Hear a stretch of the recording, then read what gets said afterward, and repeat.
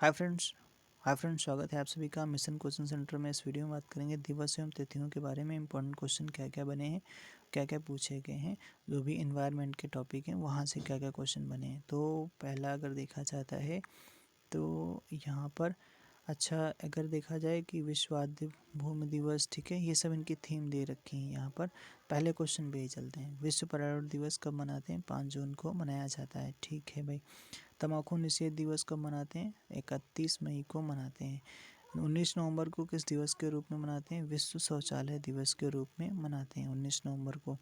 विश्व पर्यावरण, इसकी थीम 18 की है भाई, नहीं, ठीक है, आपकी बार की याद करना जो करंट में इस टाइम है। उसके बाद यहाँ मैचिंग करना था। विश्व पर्यावरण दिवस 5 जून को, विश्व वानिकी दिवस 21 मार्च को, विश्व पर्यावास दिवस, ओजोन दिवस 16 सितंबर को मनाते हैं, ठीक है। तो पर्यावास दिवस अक्टूबर का प्रथम सोमवार होता है, पर्यावास वाला। अंतर्राष्ट्रीय पृथ्वी दिवस 22 अप्रैल को मनाते हैं, 22 अप्रैल को मनाया जाता है। और क्या है भैया, और पूछा गया भारत के प्रधानमंत्री ने स्वच्छ भारत अभियान आधिकारिक रूप से कब से प्रारंभ किया था? तो गांधी जयंती से 2 अक्टूबर 2014 से प्रारंभ किया था। कौन सा सही सुमेलित नहीं? विश्व पर्यावरण दिवस 5 जून को सही है, पृथ्वी दिवस 22 अप्रैल को सही है, तम्बाकू निषेध दिवस 31 मई होता है, यहाँ पर 5 मई है, तो ये वाला गलत है। ओजोन दिवस 16 सितंबर को होता है, ठीक है। प्रत्येक मास के अंतिम शनिवार को राष्ट्रीय स्वच्छता दिवस मनाया जाता है। तो कहता है सियरा लियोन में, किस देश में? तो सियरा लियोन में प्रत्येक मास के अंतिम शनिवार को राष्ट्रीय स्वच्छता दिवस मनाया जाता है। अगला, पर्यावरण से संबंधित विभिन्न तथ्य कौन कौन से हैं? तो कोणार्क के सूर्य मंदिर 1984 में, महाबोधि मंदिर 2002 में यूनेस्को की विश्व विरासत सूची में शामिल किए गए। 2010 में यूनेस्को के जंतर मंतर को शामिल किया गया। यहाँ से क्वेश्चन देख लेते हैं क्या क्या पूछे गए, ठीक है।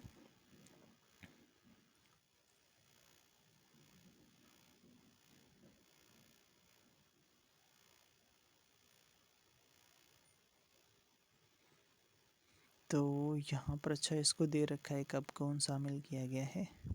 यहाँ से क्वेश्चन बने होंगे तभी तो दिया गया है। चलो ठीक है भाई, देखते हैं। कहता है कि जयपुर के जंतर मंतर को यूनेस्को की धरोहर में, विश्व धरोहर सूची में शामिल होना है। अगस्त 2010 तक कितने स्थलों को यह दर्जा दिया जा चुका है? 28 स्थलों को दिया जा चुका है, 28 स्थलों को दिया जा चुका है। यूनेस्को की विश्व विरासत सूची में हाल ही में सम्मिलित की गई इमारत कौन सी है? तो महाबोधि मंदिर उस टाइम पे चर्चा में रही होगी। भारत के लिए इस राज्य में मौजूद एकमात्र यूनेस्को विश्व विरासत धरोहर कौन सी है? एकमात्र यूनेस्को विश्व धरोहर स्थल, तो इसमें एक से अधिक है इसमें, ठीक है। महाबोधि मंदिर भी है, और क्या क्या भी है, बिहार का नालंदा महाविहार स्थल भी है, महाबोधि मंदिर भी है, इसमें शामिल है। उसके बाद में पूछा जा रहा है कौन से सुमेलित नहीं है, ठीक है। एपिको आंदोलन से पी हेगड़े हो जाएंगे, चिपको आंदोलन से सुंदरलाल बहुगुणा, नर्मदा बचाओ आंदोलन मेधा पाटकर, शांति घाटी आंदोलन बाबा आमटे, ये गलत है, ठीक है। बाकी तो इसके हो कौन जाएंगे? बाबा आमटे वन्यजीव संरक्षण एवं नर्मदा बचाओ आंदोलन से जुड़े थे। शांत घाटी आंदोलन के संदर्भ में डॉक्टर सलीम अली का नाम चर्चित हो रहता है। मेधा पाटेकर का संबंध किस आंदोलन से है? तो नर्मदा बचाओ आंदोलन से हो जाएगा। भारत में रैली फॉर वैली प्रोग्राम का आयोजन निम्नलिखित में से किस एक समस्या को उजागर करने के लिए किया गया था? किस एक समस्या को किया गया था? तो भैया किसके लिए किया गया था? तो नर्मदा नदी घाटी में विस्थापन की समस्या से जूझ रहे विस्थापनों के पुनर्वास से संबंधित था। तो ये वाला हो जाएगा। अगला, मानव जनित जीवोम का एक उदाहरण है, तो ये फसली भूमि हो जाएगी। फसली भूमि बहुत बार क्वेश्चन पूछा गया भैया। मानव जनित जीवोम का एक उदाहरण है, फसली भूमि हो जाएगा। डायनासोर जीवाश्म राष्ट्रीय पार्क की स्थापना किस जिले में की जा रही है? तो धार जिले में, एमपी का धार जिला की जा रही है। यहाँ पर भैया राज्य है, इधर राष्ट्रीय उद्यान है। असम में काजीरंगा है, सही है। एमपी में कान्हा हो जाएगा, गुजरात में गिर हो जाएगा, उत्तराखंड में जिम कॉर्बेट हो जाएगा। इसमें तो सिंपल ही था भैया, मैचिंग हो जाएगा जैसे लिखा। तो असम में काजीरंगा, गुजरात में गिर, एमपी में कान्हा, उत्तराखंड में कॉर्बेट। धूल प्रदूषण रोकने के लिए उपयुक्त वृक्ष कौन सा है? तो ये हो जाएगा सीता अशोक। यह वृक्ष कौन सा होता है? प्रश्नगत वृक्षों में सीता अशोक का पेड़ सर्वाधिक उत्तम धूल नियंत्रक है। धूल भैया नियंत्रक है सीता अशोक। पेरियार अभ्यारण्य निम्नलिखित में से किस राज्य में? पेरियार केरल में हो जाएगा। अगला क्या क्वेश्चन पूछा गया भैया कि हरित भारत मिशन के उद्देश्य को सर्वोत्तम रूप से वर्णित करता है। तो इसका हम लोग थ्योरी वाला पोर्शन ही पढ़ लेते हैं। ग्रीन इंडिया मिशन के प्रमुख उद्देश्यों में वन आच्छादन की पुनरावृत्ति एवं संवर्धन करना है, या अनुकूलन अडेप्टेशन तथा न्यूनीकरण के संयुक्त उपायों से जलवायु परिवर्तन का प्रत्युत्तर देता है। बातें निम्नलिखित हैं। पहला है गैर वन वाली भूमि पर 50 लाख हेक्टेयर के वनों पेड़ों को बढ़ाना तथा अन्य 50 लाख हेक्टेयर वन क्षेत्र की गुणवत्ता को सुधारना। जैव विविधता, हाइड्रोलॉजिकल सेवाएं, कार्बन में कमी समेत पारिस्थितिकी तंत्र सेवाओं को सुधारना, ये भी है। वनों पर निर्भर रहने वाले 30 लाख परिवारों की कमाई को बढ़ाना। वर्ष 2020 तक 5 से 6 करोड़ टन कार्बन डाइऑक्साइड की कटौती करना। प्राकृतिक आपदा ह्रासीकरण का अंतर्राष्ट्रीय दशक माना जाता है, तो 1990 से 99 को माना जाता है।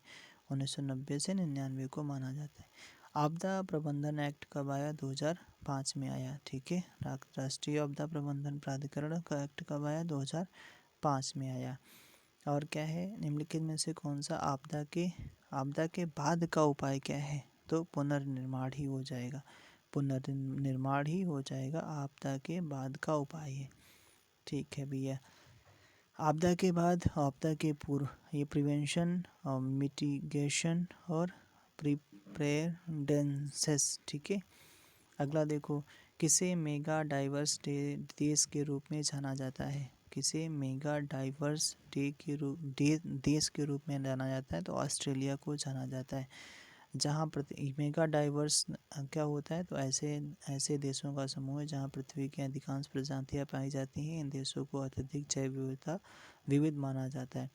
पर्यावरण से संबंधित अमेरिकी गैर लाभकारी संस्था कंजर्वेशन इंटरनेशनल ने वर्ष 1998 में 17 मेगा डाइवर्स देशों की पहचान की थी, जिसमें ऑस्ट्रेलिया है, चीन है, दक्षिण अफ्रीका है, अमेरिका है और भारत जैसे देश शामिल हैं। अच्छा, ऑस्ट्रेलिया है इसमें। ठीक है भैया। कौन सा सदाबहार फल वृक्ष है जो हमेशा भैया फल देता है? तो लोकाट है। लोकाट कहाँ मिलेगा? जापान में लोकाट का अत्यधिक उत्पादन होता है। मौसम अनुश्रवण युक्त सोडार स्थापित है। मौसम अनुश्रवण युक्त सोडार स्थापित है कहाँ पर? तो ये भैया कहाँ स्थापित है? तो ये स्थापित है कहाँ पर? सोडार, कल्पक्कम, तारापुर एवं ट्रॉम्बे में स्थापित है। देश में विंटर लाइन की प्राकृतिक परिघटना किस नगर में दृश्यमान होती है? तो ये किसमें होती है? तो मसूरी में। कहता है विंटर लाइन की प्राकृतिक परिघटना किस नगर में दृश्यमान होती है? मसूरी में होती है। मसूरी में दृश्यमान होती है। इसके अलावा स्विट्जरलैंड के कुछ क्षेत्रों में विंटर लाइन दृश्यमान होती है। यह परिघटना अक्टूबर से जनवरी तक घटित होती है। यह परिघटना शाम के समय सूर्य के अस्त होने पर दृश्यमान होती है। विंटर लाइन में पीला, लाल, नारंगी, बैंगनी, चमकीले लाल रंगों का सम्मिश्रण होता है।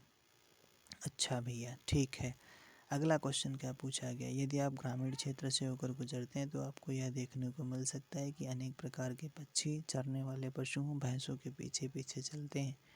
अच्छा, उनके घास में चलने से अशांत होने वाले कीड़ों को पकड़ते हैं। निम्नलिखित में से ऐसे कौन से पक्षी हैं? तो पक्षी भैया साधारण मैना हो जाएंगे। और चित्रिक बलाक, ये नहीं, काली गर्दन वाला सारस सरसैया तो कभी नहीं देखा होगा आपने। और चित्रित बलाक ये भी नहीं। तो साधारण मैना जो होते हैं, मैना, वो लोग पीछे पीछे चलते हैं।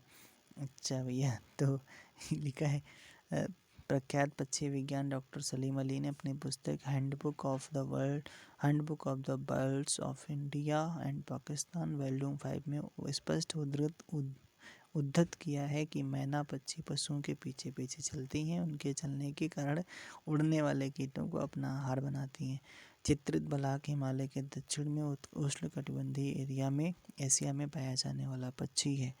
अच्छा भैया, ठीक है।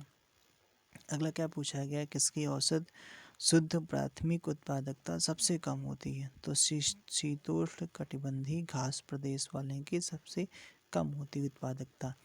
भारत का राष्ट्रीय समुद्री सामुद्रिक पार्क स्थित कहाँ पर है? कच्छ में स्थित है। कहाँ पर? कच्छ में स्थित है। भितरकनिका जिसे हाल ही में विश्व धरोहर के स्थल की सूची में शामिल किया, कहाँ गया? कहाँ है? उड़ीसा में। इधर मैपिंग करना है। वन्य जीव अभ्यारण्य है, इधर आपका राज्य दिए गए। बांदीपुर आपका कहाँ पर है? बांदीपुर बन्नेरघट्टा। तो उसके बाद में पेरियार वाला कहाँ पे? पेरियार केरल में हो जाएगा। लामजाऊ मणिपुर में हो जाएगा। और बांदीपुर कर्नाटक में, नामदफा अरुणाचल प्रदेश हो जाएगा। ये आपका यही इसी मैचिंग में दिए रखा होगा। और अब बचा क्या है आपका? बचा है विविध वाला। विविध तथ्य, जो इम्पोर्टेंट तथ्य बनते हैं एनवायरनमेंट के, इनको एक नेक्स्ट वीडियो में ही कर लेते हैं। ठीक है।